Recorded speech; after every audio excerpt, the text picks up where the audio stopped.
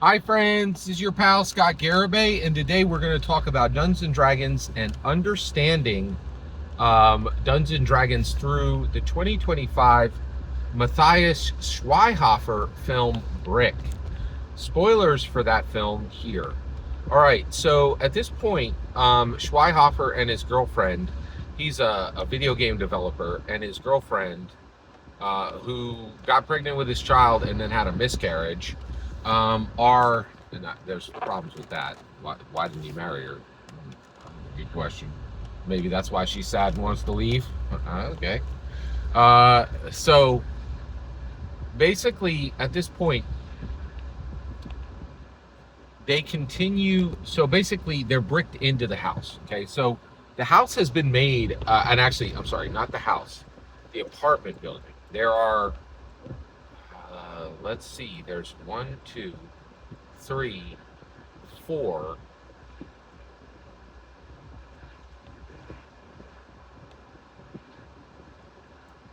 There are 5 apartments in the building, okay, that are occupied, right? And so Schweighofer and his girlfriend are near the top. Then they tunnel through the wall and get to these Airbnbers who are recreational drug users, recreational substance users, and it's illegal substances. So like they're a problem, right? Then they tunnel down and they get to a young girl and her grandfather. This gets very interesting. So what are you looking at with this brick structure? So the reason why we're looking at it as Dungeon Masters and Dragon Masters is brick is saying, what if the world was a dungeon, right? And it does function as a very strong dungeon because it literally has floors that they're descending into, right? The one thing I think is very interesting is this movie and Heretic also are like the exit to the dungeon is at the bottom, right? Which I think is really interesting, and I think we might want to apply that in Dungeons & Dragons going forward, that you exit through a dungeon at the bottom, right? Make it like a staple of our genre. I think that's a really good idea for a lot of reasons. Narratives do it for very good reasons as well, including this movie, right? Heretic did it and Brick did it, right? So what's interesting is you get this young woman and she is safe and smart, right? But her grandfather is not. One, he's on oxygen, right? And he can't move well, right? So right out of the gate, he's a danger because they're going to need to move quickly. They're going to need to be able to maneuver. And already he's going to weigh her down, slow her down. The first thing they have to do is climb a ladder, and he is completely, not ready for that.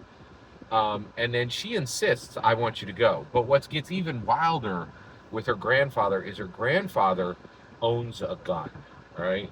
And at this point, the gun is introduced into the story. And immediately, he begins waving it around. He's like, oh, look, I got a gun. I'm going to stay here. You guys keep going. Get out of here. I'm going to point this gun at you. And this is really fascinating. So one, we play Dungeons and Dragons to understand our real world, right? And what is our real world? Well, I'll tell you what our real world is. Our real world is a world where every single one of us can immediately get a magic item. We can get a dragon slaying sword for $500. Not a joke, right? It's pretty incredible in that in America, anybody can get a gun for $500. It's not hard. You can do it almost immediately. In some places, you absolutely can do it immediately, legally, right? Sometimes there's a little bit of delay. But I think what was really fascinating is this gun, the best way to think about this gun is as a magic item, right?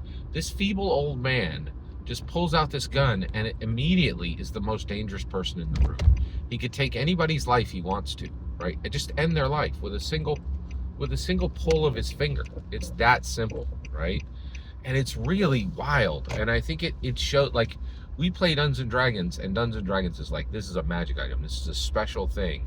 Almost nobody has access to this. And I think what's really wild about our world is every single one of us has access to a magical item for $500. And any American can get $500. It's not even that hard, right? Like, you're like, whoa, You know, like, it really shows you the shape of the world we live in. It's pretty astonishing, right? And I think the other thing I thought was really interesting is we play Dungeons and Dragons, but then when we come across a film like Brick, it helps us to see the world in a completely different light. That perhaps we really are in a dungeon and we're trying to descend to the bottom to come out the other side, right? And to go into a bigger world, right? And so we can process, but then also one of the things that Brick allows us to do is see the people that we're encountering as potential aids or monsters we have to navigate, right? And I think if you watch Brick, one, you can run a great narrative as a dungeon master in a lot of new ways because you will see some very powerful, useful aspects of narrative building. But if you watch Brick and you've already read Dungeons and Dragons, Brick can help you understand the world in a way that you never would have understood it previously.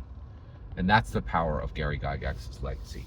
Every single word you just heard in this video is my humble opinion. The important part is when I get to hear your humble opinion when you get in the comments and send your traffic. Please consider liking and subscribing and have a fetch millennium.